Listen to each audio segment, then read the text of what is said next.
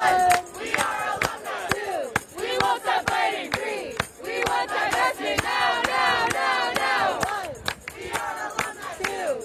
We won't stop fighting free. We want divestment now, now, now, now. Jesus fucking Christ, Colombia again. Seriously. You'd think for a place that costs a fortune, they wouldn't be calling the cops on their own students every other week, but nope. Here we go. Oh, it's total deja vu. Like Groundhog Day, but way more fucked up. Kefias, bike locks, NYPD, everywhere. Again, chained to the gates. April 21st. Didn't we just see this? We did. And look, this isn't some, frat prank. These students are desperate. ICE is literally grabbing them. Colombia. They seem more worried about the damn landscaping. It's beyond just looking the other way, isn't it? It feels like. Complicity. Mahmoud Khalil. Mohsen Mahdawi. Palestinian student activists, organizers. ICE is detaining them. Yeah, let that sink in. Mahdawi gets picked up during his citizenship interview in Vermont. And Khalil, he's a legal permanent resident. They dragged him out of his university-owned apartment back on March 8th. And Colombia's reaction. A masterclass in bureaucratic deflection followed by, you guessed it, cops with bolt cutters. Colombia, you can't hide! Colombia, you can't hide! We charge you with genocide! We charge you with genocide! Colombia, you can't hide! Colombia, you can't hide! We charge you with genocide! We charge you with genocide! Public safety, you can't hide! Public safety, you can't hide! It stinks. It absolutely stinks. Are they actively helping the feds, or are they just fucking cowards terrified of losing funding? Doesn't matter, does it? The result's the same. Students getting screwed. And Mahdawi was, the 9th student facing deportation just for Palestine solidarity work. The 9th. What the hell are they supposed to do? The system is obviously failing them, so yeah, they put their bodies on the line. Exactly. Chaining themselves to the gates at 116th in Amsterdam. And this isn't just about Colombia, this is about criminalizing dissent, especially if you're not a citizen. It's happening everywhere. Right, and remember, this wasn't even the first time this semester. April 2nd, it was Jewish students chained up, protesting Khalil's detention, asking if trustees fed his info to the feds. And Colombia cut those chains too. Nothing resolved. So when Mahdawi gets detained weeks later, of course the students see it as an escalation. Colombia did nothing, so they came back louder.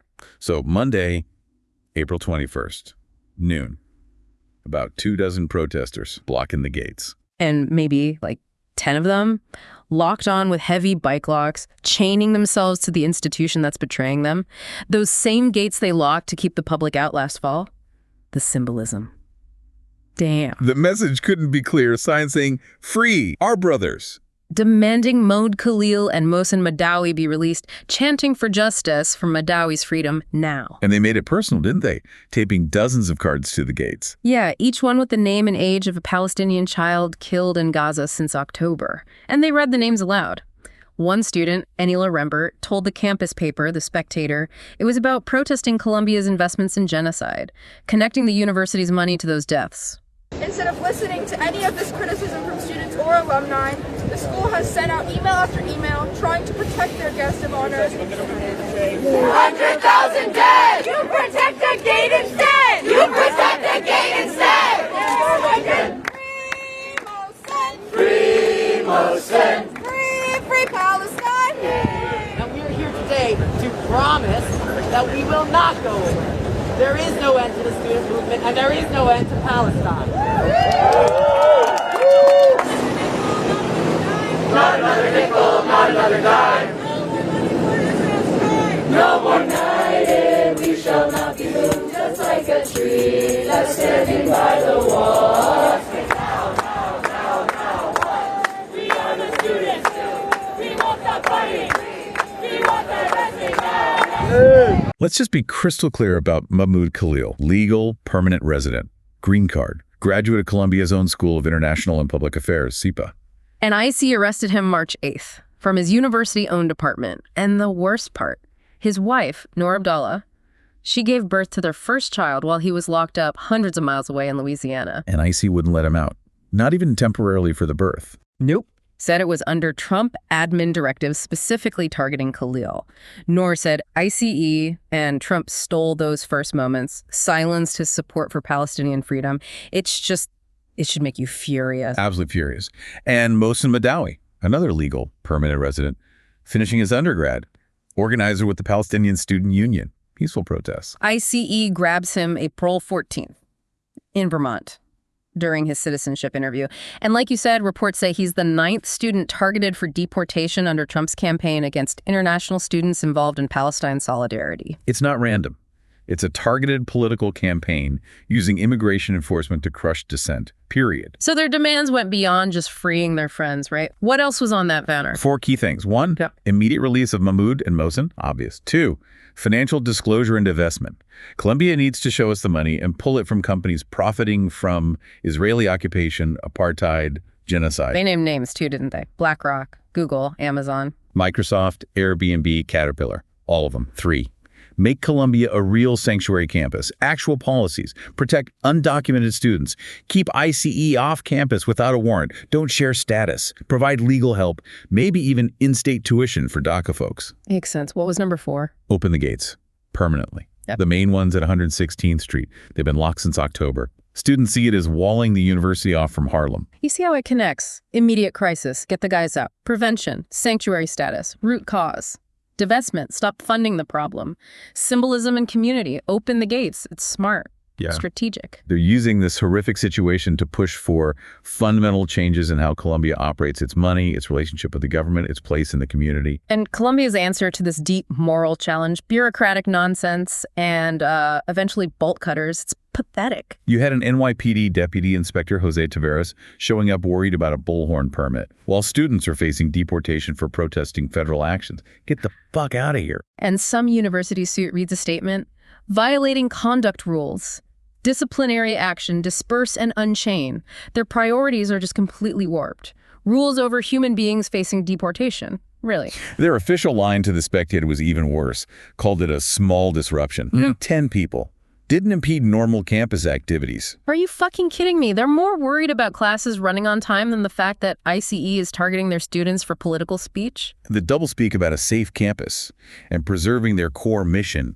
Safe for who? What mission involves letting your students get deported for speaking out? So yeah, around 1:25 p.m., Columbia Public Safety rolls up with the bolt cutters, starts cutting the chains. And the students chanted, "Public safety, you support genocide," called it like it is. Then the NYPD shows up with zip ties, escalation, threatening arrests. And later, they actually did arrest an alum for trying to pitch a tent outside. It's the exact same script as April 2nd when the Jewish students protested. Yeah. Public safety cut their chains, forcibly removed them. And Columbia denied requesting ICE then, too, right? Even though students like Carly, who was there, said that wasn't true. It's a pattern. Disruptive protest happens. Right. University issues warnings, minimizes it, denies responsibility, sends in security or cops, manage the appearance, ignore the cause. Every single time. And you just knew the political vultures would start circling. Trump couldn't wait to gloat after Khalil got arrested back in March. Oh, yeah.